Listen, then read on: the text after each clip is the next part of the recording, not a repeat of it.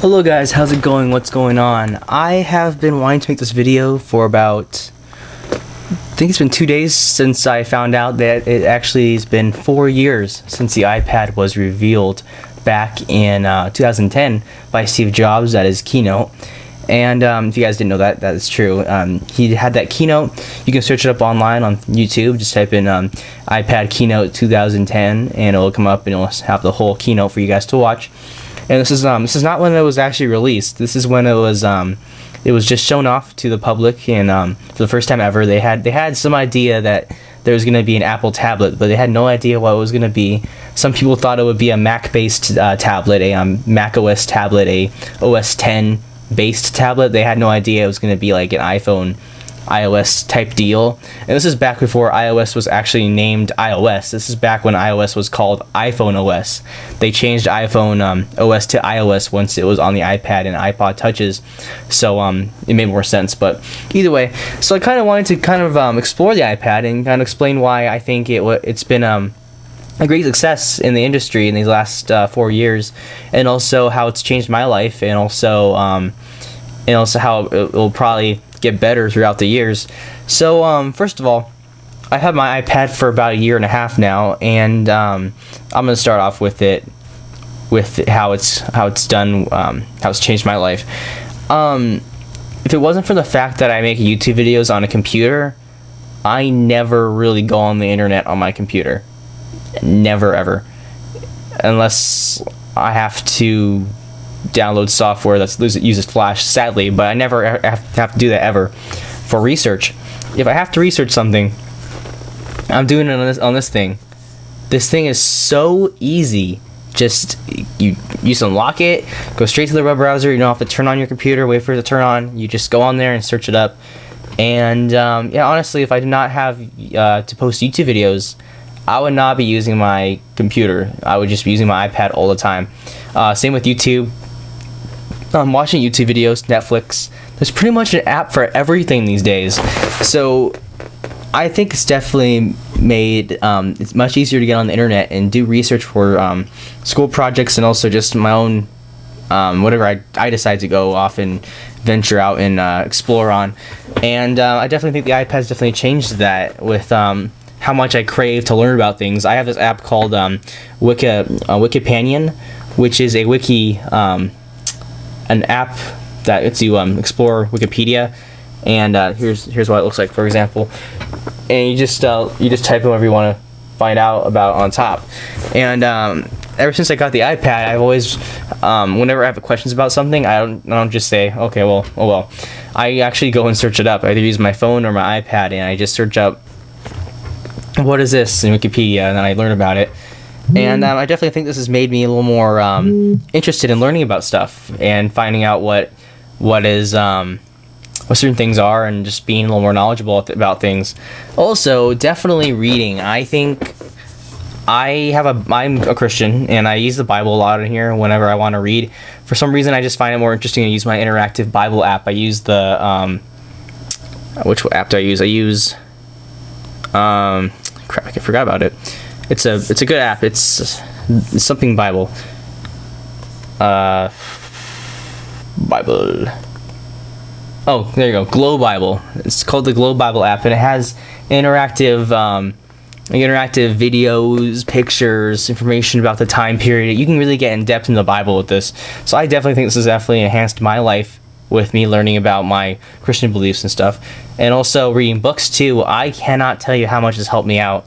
My junior year when I got this, every single book my English teacher had us get was available in the App Store, so I was able to pretty much download any books I wanted and use this in class, and she didn't care because I was reading my books. And then also word processing. Every essay I did this year and that year, and every presentation I've done on my iPad, I made all my Keynote presentations that I've done in class so far this year and last year. I made them all in the Keynote app on my iPad. I never went onto Microsoft or anything on my computer. I always made every single presentation and essay on my iPad. And sometimes when I'm lazy, I just turn on voice dictation and I tell it what I want to say, because sometimes I don't know how to spell exactly what I want to say, or Sometimes I want to go on a free speak session where I just want to say what's on my mind without typing it. So I just speak it out and it goes straight on my iPad and it works. And I can even use my Bluetooth wireless Apple keyboard right here. I can even pair this with my iPad and type straight on my iPad screen. And I definitely think it's enhanced my ability to make really cool projects. I can do magic moves. I can do anything I want to do in Keynote. I can make this on the iPad and then use my adapter that I have, which is a VGA to, it's like this, but it's VGA. Just plug it into there and plug into my teacher's projector, and I was able to present my projects over the cable to his screen and use my iPhone as a remote. My iPhone paired with my iPad as a remote, and I was able to word process with Pages and organize my photos and I'm photos, and iCloud works seamlessly between the iPad and iPhone, and it's just great. It's honestly great. I think it's definitely made my life a little more organized. I think it's changed my life in a sense that everything's so easily accessible. I know you might be like, it's really that lazy to go on a computer. I'm not lazy. If I had to do it, I would. It's just the fact that this thing makes it so much easier to do it. It's not really making me more lazy. It's making information more accessible, so I want to use it more. It makes me want to put more effort into my projects. I could have just made a half, like, not really good presentation, but because I had the tools and it was easy to use, I did that, and I made really cool presentations. My group's gotten the extra credit on every single presentation we've done so far this year, and our team always wins. So it's definitely a great thing for that, and especially because you have the Retina display, which makes it so much easier to so much better to read on the screen than like your older iPads. So I definitely think this is one of the best devices you can possibly get for reading. And magazines too. I've dropped so many of my magazine subscriptions, or my parents would buy my magazines for me, so they knew I was doing some reading. And then when my subscriptions ran out, most of the time was because I was just lazy and I was like, I don't want to ask them to renew it because it's kind of, I don't know, either way. So I just said I would buy the next subscription of it. So for example, my Game Informer ran out and the physical copies of it. So I just bought a subscription of it for my iPad, and now when I want to read it, I just go up to my I just go into my newsstand right here. Here's my newsstand. I don't know if you guys can see that. My newsstand's in the bottom corner right here. Just tap that, and then tap my magazine I want to read and watch. Wow. And I can just download whatever one I want. I'll download this one. And then it downloads pretty fast. Each issue is about half a gigabyte. I have a 32 gig iPad, but I don't have any music on here because I have my phone for that, so I have space on here. And then I just download my issue and I can read it. It's interactive too. It's not just a magazine on a screen. It's actually interactive. So like, you go to an article about a video game, it has the gameplay footage from the game in the article with you, completely interactive and just immersive. It makes you want to read more about it, because then you see that and you're wondering, what is it? What is that I'm seeing on the screen? And it makes you want to engage more in your content. This thing has changed my life. It's changed many people's lives. And I know it could be make it kind of antisocial. I know that. It's just the way technology is. That's one of the things you're going to have to deal with technology getting more interactive and more interesting. We have to put our priorities first about friends and stuff. And, social interaction. I know that, right? It's just the fact that this is great when you find balance, though. You don't want to be always cooped up doing stuff like this. Like today, just for example, I went out to lunch with people, and then or a friend of mine, we went out to lunch and hung out and talked and chatted, and then now I'm in here making videos. You want to have balance. So a lot of people think that technology cannot change your life, and yes, again, you can live without it. But you kind of think you can't now after you use it. In a sense, you know you can technically in your heart. You can if you had to. If your iPad broke, you'd be fine. You'll be survive. You'll be great. You just have to use your old devices again. But the iPad makes you feel like you can't live without it because of the fact of how interactive it is, how you honestly get so much engrossed in your content that you want to use this device for everything. You want to put everything on here. You want to have your photos. You want to use Facebook on this thing. You want to make all your projects on it because it's so much easier than having to go on a computer and use it. So that's really what has really changed my life, is the way that it lets me create what I want to create. With iMovie too. I have iMovie and Pinnacle Studio on my iPad. I can edit full-length movies with audio streams and everything straight to my iPad without any problems. I can just put it on there. It's kind of slower because it's not a new iPad. It's not the iPad Air or iPad 4. It's iPad 3. But I can create content that looks really good with just a couple taps and exporting it, and it works great. It works better than anything I've used that's this interactive. My laptop that I got back when I was 14, it's crapped out. It won't even launch Internet Explorer. It's sluggish just to use the cursor. So I never use it. It's down here now, just in a shelf, and it's just chilling out. And this thing was able to make me be more productive and organized. Now I have to admit, I'm not always keeping organized with this thing. Sometimes I don't check my to-do list. That's my own fault.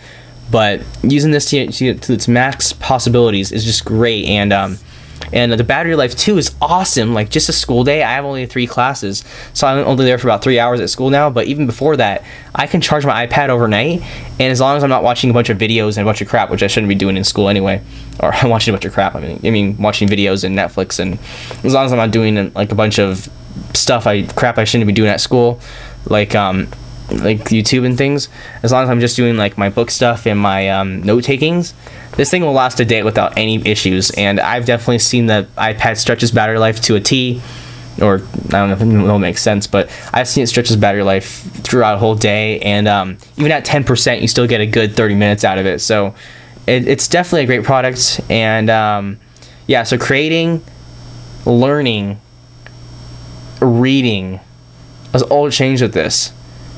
But the biggest thing I have to say, honestly, actually, I think that was it. I don't know. I don't want to say that though, because I think everything kind of makes an overall, everything mixes together into the iPad seamlessly, so it kind of makes everything a big deal. But I just wanted to show you guys how this magazine looks, because it looks great. It looks awesome. I would show you guys a PVR recording of it. I would record it with my PVR for you guys real quick. But just the editing part's kind of hard with this format's not supported by my iPad. I know I just said it's seamless, but that's not my iPad's fault. That's the camera's fault. The camera records in such a high quality that it's not supported by the iPad because it's not an Apple supported thing. So that's one thing you have to be careful too. Sometimes Apple locks things down, but it's a small thing. But yeah, I just wanted to show you guys this. So it's almost done processing. But when that's going on, I'll kind of give you guys my my thoughts about the iPad in a sense of how it's been doing over the past few years. It's definitely been, people have been flummoxed. Like, honestly, that's how Steve Jobs put it. When he was around still, they never knew that. I'm gonna get a little closer, guys. They never knew that it would become this big of a deal, because back then, people didn't really see the purpose of this. They didn't really see the purpose of an iPad, like of a device. When they first saw that it was running iOS, they thought it was just a big iPod Touch, but it's a canvas for you to put anything you need on here. This is pretty much the future, guys. I know we're always gonna have books. Hopefully, I really hope we never see the end of books, because I still want to have paper books around. But it's just everything you possibly want on here can be on here. Anything you can have on paper literally can be on here. We can be so much greener if we all started using iPads, for example. Like, I know it's really expensive. I know it's definitely really it's definitely not a good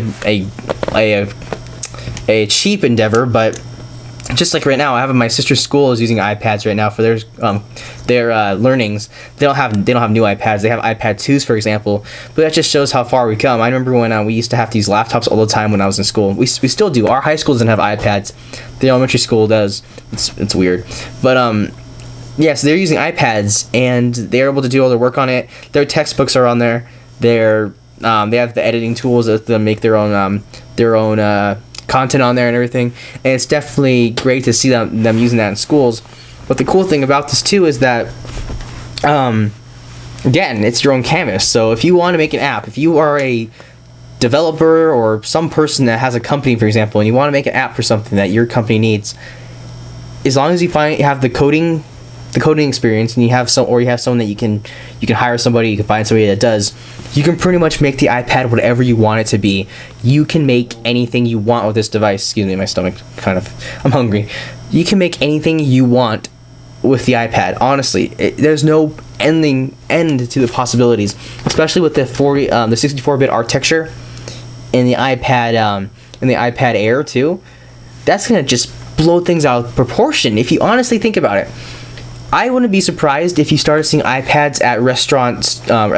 Like not like they don't give you each an iPad to take your order. I would not be surprised if they would have like an iPad like stand. Like they would take this like they would have an iPad attached to like a stick or something. Like imagine that you had an iPad attached to a stick and it has like a stand on it. They would sit the stand in front of you, and then you would just be like.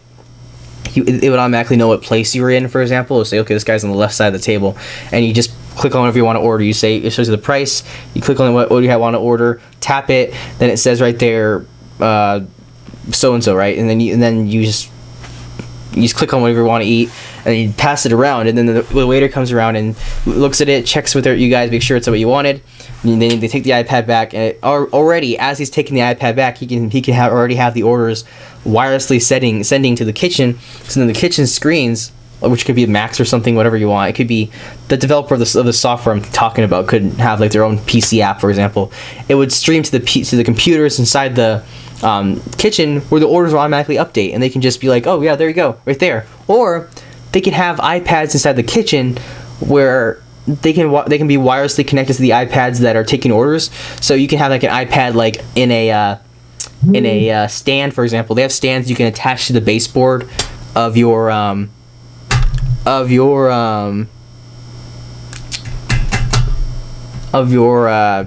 anything, pretty much of anything. You can do pretty much. You can nail it too. You can drill a stand into a wall and make it an actual permanent stand. Either way, I can imagine them having like an iPad up here, for example, and as they're making the food, they can see the orders on the iPad, for example, and like I keep saying that word.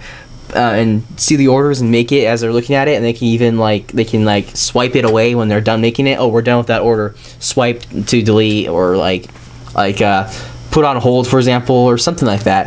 I just think that there's so much more this iPad can do that people really don't notice how much it's changed and how much it will change in the future. But in some restaurants are even doing this right now. Some people are even making apps right now to run their businesses and everything else that's kind of happening in this world we live in now. And I honestly think that this is just it's a tool that is definitely going to change the way we live life, and I think it will change people's lives. And I don't know if I said this at the beginning of the video. Something that also kind of encouraged me to make this video for you guys was the bad comments that Apple was getting for making the commercials with those poet statements from, I forgot what poet it was. I guess it's from a movie. But here's the ads. Here's their names. I'm not gonna put them in this video because of the fact that's copyrighted. But I will tell you guys what to search up if you guys want to see what I'm talking about. It's Apple iPad Air TV ad Soundverse, Apple iPad Air TV ad Lightverse, and then same thing but your verse at the end of it.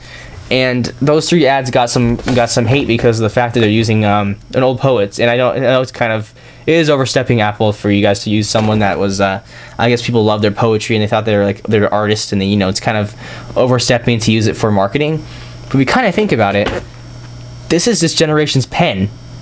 Honestly, if you think about it, you can distribute, create, and publish, and pretty much do whatever you want with this thing as long as there's an application for it. You can create it. You can be the next big blogger, next big YouTuber, for example. You can get an iPad and use this front-facing camera and its iMovie software and Pinnacle software, and you can use this iPad to become a great YouTuber just using a external microphone in your iPad. You can make great content, and I just think that yes, they kind of overstepped with the commercial for that. And it did overstep using an old poet's words for marketing, but in a sense it has changed lives, and it makes you feel like you can't live without it. But again, you can live without iPads and all the other content and bogus, right? You can't live without it. But it kind of makes you think about time, what we used before then, and it definitely helps us inspire and make content that's great. And I just hope people realize that the iPad has definitely changed many things. It brought Android into the marketplace. Android thought the tablet was dead because of Microsoft's failures at tablet making, but iPad changed differently, and they made Android have to step in. They made Microsoft have to make the Surface. So that's my opinions on how it's changed today. I also kind of went into my images about the future with the restaurant references, and I just think that if you're watching this, I want you guys, if you want to take part in this activity, I dare you guys to, even if you guys don't plan on making an app ever in your life, just imagine something that you think would be cool to have a touchscreen interface on. Like, imagine, for example, when you're at a store and you want to see if there's stock available. Maybe imagine if you were able to walk over to a wall where there's an iPad and just swipe through all the stock and see if there's something available, or a checkout counter at a store. If you use like Bluetooth or something to like use your digital wallet, and then you just sign on the iPad screen.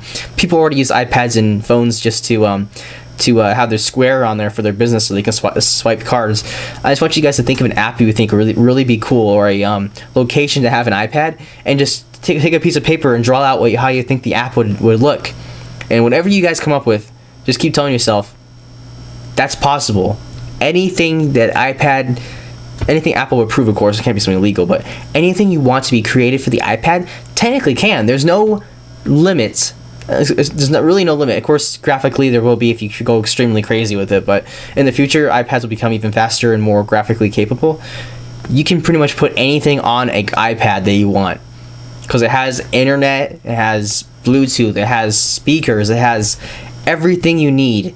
It's like a base system where you can pretty much make whatever apps you need, or purchase or download any apps you need that are already out there, and use it for your business.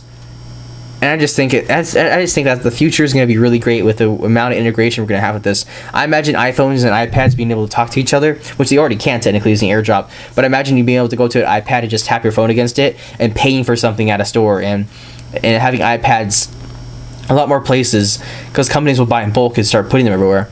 So guys, that's pretty much all I wanted to say about the iPad. I was waiting for that issue to kind of load, and it loaded about a couple minutes ago, and I just wanted to finish up my points. But this is the kind of interactivity you can get on here. So I'm gonna zoom this in where you guys can see it better, and I'm gonna zoom this in for you guys can see it better, and I'll turn off this light. So as you guys can see here, you know what, there you go. Okay, so as you guys can see here, it's pretty interactive. You guys can see right here, it's like lower the camera. You know what, I'm gonna use it right here for you guys can see it better. Hold on. There you go. Okay, so if you guys can see here, here's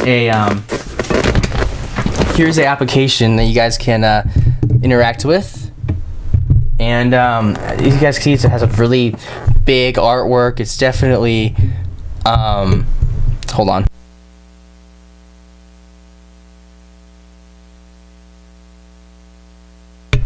Okay, sorry for that. I was relocating my microphone. Okay, so you guys can see it has full artwork for your Game Informer digital issue. So I can swipe to the right, or sorry, left. And here's a fully interactive table of contents. So unlike the regular paper issues where you have to, find the page, again, it kind of gives you a reason to be lazy. I'm not just trying to say to be lazy. I'm just saying that it makes it easier and more interactive. So, but yeah, here you go. So it's like a table. It's an interactive table of contents. I'm gonna go to the the Mac Pro, for example. Tap that. It takes you right to the page. And here's the review of the MacBook Pro, or why do I keep saying MacBook Pro? The Mac Pro, and you guys can see, you guys can scroll. It's interactive, it's fluid. Some of these let you swipe down for extra content, but as you can see here, it's pretty interactive. You guys can go through the data, read about it. Oh yeah, and here you go. Here's a sample of the interactivity you can get that you can't get with those dogs. Hold on a second, guys.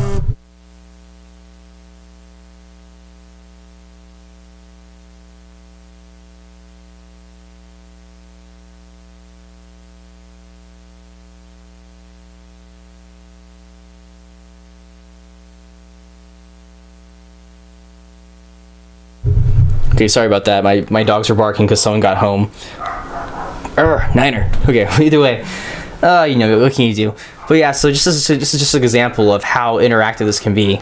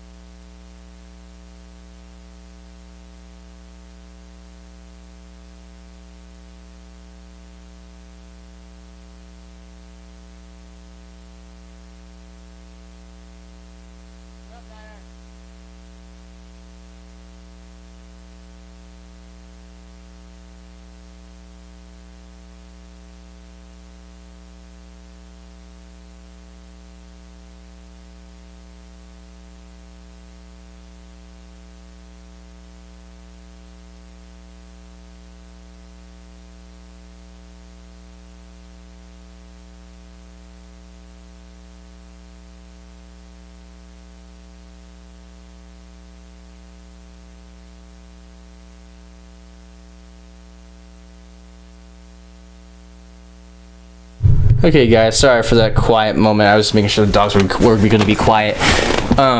So I was just giving you guys little previews and of how interactive the app is. As you guys can see, with the iPad you can do things you never could have done with the magazine. It's like the most interactive magazine ever. And look, there's still a bunch of reading on here. You just have more choices what to look at. Like right here, for example, you can decide what pictures you want to see right now. And there's also videos that play in the stream too. I was trying to find one. We're gonna go to the interactive controls to find spot where there's actually a video to play. I should be able to find one. You guys can see right here though how the art kind of seamlessly goes to the next one. You guys can see that how the again, this is iPad 3, so sometimes it gets kind of glitchy. Only on iPad 3 though, because the processor is working. You guys can see that though. It seamlessly goes to the next page. And then I'm looking for a video. The videos are downloaded from the internet, so you don't have to worry about, or most of them are. I can't say every single one, but most of the time you will, even offline, you will see these videos play because it installs the whole magazine on there for offline use. But let's see, even these are interactive. You can click on pictures and see people in full screen, and then you can keep going. I want to see if I can find a video. I don't know why it's talking about Fallen of Empire for Star Wars. I think it's talking about Disney's partnership. They're kind of late on that though. I don't know. Or not partnership, Disney buying it out. I'm not sure though. I'll check later. But yeah, so that's pretty much it guys. I don't see any interactive stuff. Oh, here we go. Right here. So here, I'm guessing it's going to be interactive. So top 50 games of 2013. So as you guys can see here, I'm guessing this is interactive. Hold on. I guess not. Okay. Well, this one, you guys can see by genre, by exclusivity, and ratings, and anything, all this data you can pretty much choose from. Well, yeah, guys, that's the end of the issue actually. But I want to move you guys back over here. So, guys, I'm using you guys back out. So sorry, guys, to take you up 30 minutes of your time. I just wanted to kind of give you guys a video about my perspective about the iPad and how it's going to definitely change our lives and continue to change our lives. It has changed our lives, and it's definitely going to continue to change our lives. I think it's Apple's just getting started with this thing. You can see that they're not stopping with it. 64-bit technology is going to take this thing to the next level. Imagine what kind of apps that the military could use and other places that need that power to run their applications. They can finally make desktop quality applications that are necessary for their fields, and they can start making bulletproof cases for the iPad so they can take it out into the field. The battery life's definitely going to be appreciated with how thin it is. It's not going to be some super heavy thing to carry with them on the field. Even airports are already using these things now. You can they have been using them since the iPad 2. They're huge flight manuals they wouldn't have to carry them anymore because they had the iPad. I'm pretty sure, I don't think Apple really was completely telling the truth. I think they honestly still have to carry those manuals. I think what happened was they wouldn't have to carry the manuals on them. They had someone else carry them on there, and they probably have it stored somewhere in the back area, because what if their iPad dies or something happens where the iPad stops working? Also, you don't have any flight manuals or flight maps, and you're stuck in the air. Sorry guys, I don't know where we're going because my iPad died. I'm pretty sure they still carry them on there, or they have someone else do it because they don't need them at the moment. I think they're talking about the pilots not having to carry them, but either way, I think it's just a pane of glass, and it's ready for you to pour your mind into it, explore with it, learn with it, create with it, and experience it. Honestly, it's just that simple. And I honestly think I can say with full 100% passion that the iPad has definitely changed my life, and you can get one now for pretty cheap now, especially if you just want to get entry-level iPad. There's iPad 2, I think, still out there. Yeah, iPad 2, I think the price is, I'm just going to say them in order of prices as far as I know. It goes iPad mini